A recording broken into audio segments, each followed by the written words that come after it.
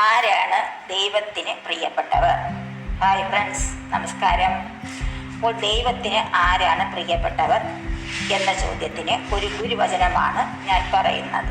Video ഇഷ്ടമായ like ചെയ്യണേ, subscribe ചെയ്യണേ, കമൻറ്റ് ചെയ്യണം കേട്ടോ. അപ്പോൾ ഇവിടെ ഞാൻ പറയുന്നത് ദൈവത്തിന് ഏറ്റവും പ്രിയപ്പെട്ടവർ എന്ന് പറയുന്നത് ജനങ്ങൾക്ക് ഏറ്റവും കൂടുതൽ ഉപകാരം ചെയ്യുന്നവരാണ്. അപ്പോൾ യഥാർത്ഥ ആത്മീയത എന്ന് പറയുന്നത് ആരാധനാലയങ്ങളിൽ ഭജനമിരിക്കലും പ്രാർത്ഥനകളിലും മാത്രം ഒതുങ്ങുന്ന ഒന്നല്ല.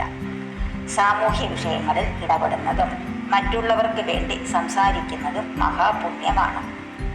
അടുത്തതായി പറയുന്നത് ദൈവത്തിന് പ്രിയപ്പെട്ടവർ ആകുന്നത് ഒരു സഹജീവിയുടെ മുഖത്ത് പുഞ്ചിരി ഉണർത്തുക, ഒരാളുടെ ജീവിതത്തിലെ വലിയൊരു സങ്കടം അകറ്റുക, മറ്റൊരാളുടെ സാമ്പത്തിക ബാധ്യതകൾ തീർക്കാൻ കൈത്താങ്ങാകുക, വിശക്കുന്നവന് ഒരു നേരത്തെ അന്നം നൽകുക. ഇവയെല്ലാമാണ് ഏറ്റവും ശ്രേഷ്ഠമായ കർമ്മങ്ങൾ.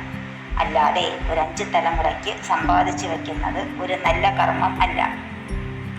കാരണം ആർക്കു വേണ്ടിയാണോ നമ്മൾ സമ്പാദിക്കുന്നത്, ആ സമ്പാദ്യം അവരെ അലസന്മാരും മടിയുള്ളവർ ആക്കിയും തീർക്കുന്നു. കൂടാതെ അവർ മദ്യപാനത്തിനും മയക്കുമരുന്നിനും അടിമകളാകുന്നു, കുറ്റകൃത്യങ്ങളിലും ഏർപ്പെടുന്നു. ഇങ്ങനെയുള്ളവർക്ക് സമ്പാദിക്കാൻ പ്രയത്നിക്കേണ്ട ആവശ്യമില്ല. ജീവിക്കാനുള്ളതെല്ലാം അച്ഛൻ അപ്പൂപ്പന്മാർ ഉണ്ടാക്കി വച്ചിട്ടുണ്ട്. അതിനാൽ അവർ ആർക്കോ വേണ്ടി ജീവിച്ചു തീർക്കും. ഒരു മത്സരബുദ്ധിയും അവരിൽ ഉണ്ടാകില്ല. അതിനാൽ പേരൻസിൻ്റെ സമ്പാദ്യം കുട്ടികളെ അറിയിക്കരുത്. അവരെ നല്ല സംസ്കാരത്തോടെയും ആത്മീയ അറിവുകളോടെയും വളർത്തുക.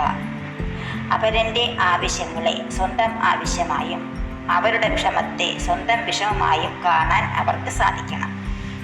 അല്ലാതെ മനുഷ്യനെ സ്നേഹിക്കാതെയും അവരുടെ വേദനകൾ പങ്കുചേരാതെയും യഥാർത്ഥ സമാധാനം കണ്ടെത്താൻ ഒരു നല്ലൊരു ദൈവവിശ്വാസിക്ക് ആകില്ല.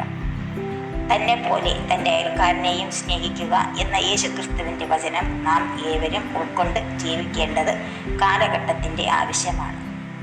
അങ്ങനെയുള്ളവർക്ക് സമ്പത്ത് നിലയ്ക്കാതെ വന്നുകൊണ്ടേയിരിക്കും.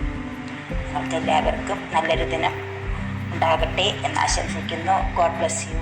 Thank you for watching.